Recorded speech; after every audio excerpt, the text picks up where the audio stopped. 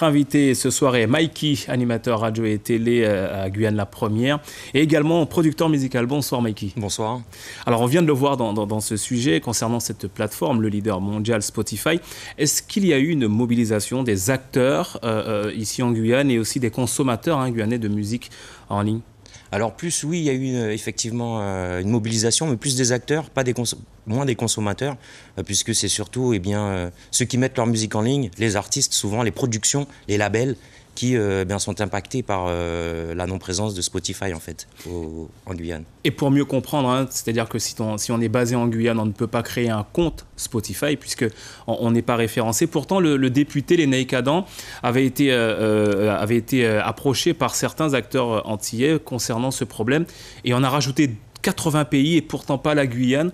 Comment vous expliquez cette absence de Spotify? Est-ce que ça veut dire que la musique venue des Antilles et de Guyane ne compte pas pour pouvoir pour faire en sorte à ce que ces artistes vivent et surtout que les consommateurs guyanais puissent compter? Bah si, c'est un poids justement. Et, on ne le voit pas le poids. Bah, pour l'instant non, puisque effectivement c'est surtout au niveau des labels et des productions, c'est eux qui vont apporter le plus de poids puisqu'il y a des accords qui sont passés entre les labels et les plateformes justement pour l'exploitation.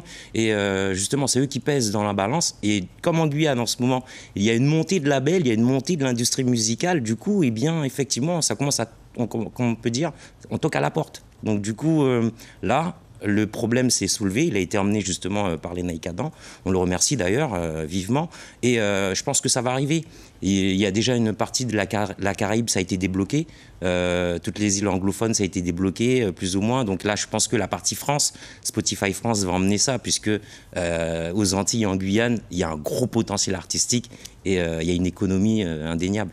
Une économie indéniable, exemple concret, puisque l'artiste, par exemple, Jahena King, a plus de 400 000 auditeurs sur Spotify alors qu'il n'a pas les auditeurs guyanais, ce qui veut dire que c'est un manque à gagner pour cet artiste local. Alors, cette semaine, on fête les 100 ans de la radio. Le streaming prend le pas. C'est désormais un véritable business pour nos artistes. Est-ce qu'il y a encore cet engouement des artistes, cette volonté d'être diffusés en radio ? Alors, pour les artistes eux-mêmes, je pense que oui, c'est un plaisir. C'est quand même une réussite de pouvoir être diffusé sur les ondes FM. On va dire qu'aujourd'hui, la radio et le stream sont complémentaires. En fait, il n'y a pas de concurrence. Non, on ne peut pas dire qu'il y a de la concurrence puisque vous allez souvent retrouver des artistes en radio qui, justement, sont numéro 1 stream ou ce sont des artistes qui arrivent. Et les consommateurs de stream ne sont pas forcément des auditeurs de radio et vice-versa. Donc c'est une complémentarité, des petites anecdotes comme ça où il y a des parents qui peuvent faire découvrir des nouveaux titres justement qu'ils ont entendus à la radio à leurs enfants, alors que eux-mêmes, en allant directement sur les plateformes, n'avaient pas forcément eu ce titre en proposition, par exemple, puisqu'il faut savoir que c'est très vaste. Il y a énormément de musique, énormément de titres, et on s'y perd vite. La musique reste un business pour les artistes. Est-ce qu'il y a une importance, une raison d'exister encore en radio quand on voit l'émergence du streaming ? Oui, je vous ai dit c'est complémentaire en fait, puisque aujourd'hui, on ne va pas se mentir, la rémunération artistique via les streams, il faut énormément de streams pour pouvoir être rentable. Et comparé à la radio aujourd'hui, on va dire qu'un passage radio équivaut à quand même beaucoup de streams. Donc du coup, l'un dans l'autre, comme je dis, c'est complémentaire. Je pense que la radio va continuer à exister avec le stream, et le stream existera toujours aussi avec la radio. Et on est content puisque la radio continuera d'exister. Vous animez l'émission Setup que l'on a retrouvée tout à l'heure, qui est disponible en ligne.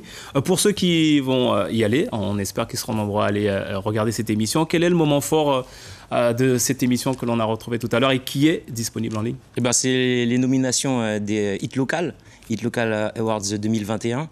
Et justement, il y a des Guyanais, des jeunes artistes guyanais qui sont nommés pour différentes catégories. J'appelle tous les Guyanais à aller voter, puisqu'il faut voter pour les artistes pour qu'ils soient récompensés. C'est le moment fort en tout cas du moment, c'est les récompenses. Une autre façon donc de soutenir l'industrie locale. Merci Mikey d'avoir répondu à notre invitation ce soir. Merci à vous.